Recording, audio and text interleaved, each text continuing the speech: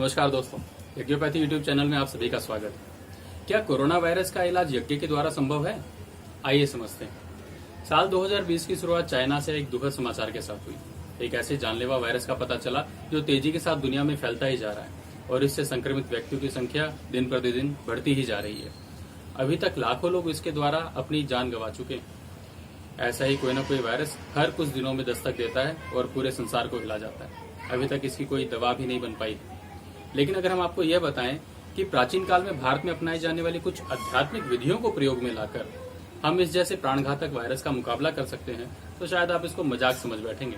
लेकिन ये बात हम आपसे भावनाओं में बहकर नहीं, बल्कि वैज्ञानिक साक्ष्यों के आधार पर कह रहे हैं। ऋषि मुनियों ने हमें विरासत में एक अभूतपूर्व विधा दी है, जिसका नाम है यज्ञ। इसे मात्र एक धार्मिक कृत्य समझकर हमने इसका बहुत सीमित प्रयोग किया है और इसीलिए हम इसके अनेकों अनेकों लाभों से वंचित रह गए हैं। भारत सरकार में ऊंचे पद पर कार्यरत डॉक्टर ममता सक्सेना जी ने यज्ञ का वायु प्रदूषण पर प्रभाव विषय पर देव संस्कृति विश्वविद्यालय से पीएचडी की। यह शोध सेंट्रल पोल्यूशन कंट्रोल बोर्ड यानी कि सीपीसीबी दिल्ली के सहयोग से किया गया। इसमें वायु में व्याप्त बीमारी के कीटाणुओं पर यज्ञ का असर देखने के लिए वैज्ञानिक प्रयोग लंबे समय तक किए गए। यद्यपि ये प्रयोग कोरोना वायरस पर नहीं किए गए थे, क्योंकि उस समय इसका संक्रमण नहीं था। पूरे वर्ष में अनेक प्रयोगों के दौरान घर के अंदर वायु में व्याप्त रोगाणुओं पर यज्ञ के असर का अध्ययन किया गया। वायु के सैंपल यज्ञ के एक दिन पूर्व, यज्ञ वाले दिन और यज्ञ के 4 दिन बाद तक लिए गए। इन सभी सैंपल्स को सीपीसीबी की माइक्रोबायोलॉजी लैब में कल्चर करके एनालिसिस किया गया और नतीजे बेहद चौंकाने वाले मिले। पाया गया कि सिर्फ 75 ग्राम हवन सामग्री जलाने से यज्ञ से एक दिन पहले की तुलना में यज्ञ वाले दिन बैक्टीरिया, फंगस और टोटल पैथोजन के काउंट में 60 से 70% की कमी आ गई थी। यज्ञ की इफेक्टिवनेस कितने दिन तक बनी रहती है, यह जानने के लिए एक प्रयोग को जारी रखते हुए 7 दिन बाद के भी सैंपल लिए गए। आइए देखते हैं कि यज्ञ के 7वें दिन यज्ञ का क्या असर था। यहाँ प्रयोग के आंकड़े दिखाए जा रहे हैं। आप देखें कि यज्ञ के पहले दिन के मुकाबले यज्ञ के बाद 7वें दिन बैक्टीरिया के काउंट्स में 92% की कमी थी, जबकि फंगस में 88% की कमी बनी थी तथा पैथोजन में लगभग 79% की कमी बनी हुई थी। यानी कि एक दिन यज्ञ का असर वातावरण में व्याप्त कीटाणुओं पर कम से कम 7 दिन तक तो बना रहा। ध्यान देने की बात यह है कि ये आंकड़े किसी प्राइवेट लैब के नहीं, वरन भारत सरकार के central pollution control board CPCB के हैं। निरंतर यज्ञ करने से न सिर्फ हम अपने घर को रोग मुक्त भी बना सकते हैं, बल्कि अपने परिवार और सदस्यों की रोग निरोधक क्षमता भी बढ़ा सकते हैं। अब सवाल ये उठता है कि क्या कोरोना वायरस का इलाज यज्ञ से संभव है?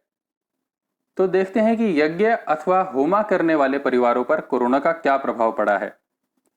स्पेन की राजधानी में कोरोना का आक्रमण अत्यंत खतरनाक है और अकेले मैड्रिड शहर में ही अभी तक कोरोना वायरस से लगभग 9000 से अधिक मौतें हो चुकी हैं। मैड्रिड के एक परिवार में 2 पार्टनर रहते थे, जो कि नित्य सूर्योदय एवं सूर्यास्त के समय होमा किया करते थे।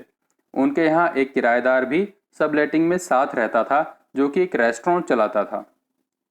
किराएदार कोरोना से संक्रमित हो गया। तब इन दोनों के भी सैंपल चेक किए गए। डॉक्टर यह देखकर चकित रह गए कि उन दोनों की रिपोर्ट नेगेटिव थी, जबकि वो व्यक्ति इनके साथ किचन एवं टॉयलेट साझा करता था और ये सभी साथ में ही भोजन करते थे। ऐसे ही कुछ अनुभव भारत में भी देखने को मिले हैं, जहां नित्य अग्निहोत्र करने वाले एक परिवार में कुछ ही सदस्यों को कोविड का संक्रमण हुआ और बाकी लोग बच गए। जो संक्रमित हुए भी, वे भी जल्दी स्वस्थ हो गए। इस रिसर्च और अन्य वैज्ञानिक शोधों के आधार पर यज्ञ का कोरोना वायरस पर भी सकारात्मक प्रभाव हो सकता है। इसे नित्य यज्ञ करके नष्ट किया जा सकता है। सफलता इस बात पर निर्भर करती है कि क्या जनता इस आसान विधा को अपनाएगी, क्या सरकार इसको प्रयोग के रूप में अपनाएगी।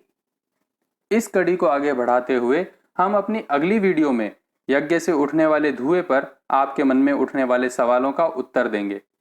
अधिक जानकारी के लिए आप www.yagyopathy.com पर विजिट करें, जहां पर आप इस रिसर्च के बारे में पढ़ सकते हैं और सारे प्रयोगों के प्रमाण भी देख सकते हैं। इस वीडियो से संबंधित आवश्यक जानकारी अथवा सुझाव के लिए संपर्क सूत्र दिए गए हैं, आप इन पर हमसे संपर्क कर सकते हैं। जानकारी लाभदायक लगी हो तो कृपया इसको लाइक करने के साथ साथ अपने संबंधियों और मित्रों के साथ जरूर शेयर करें।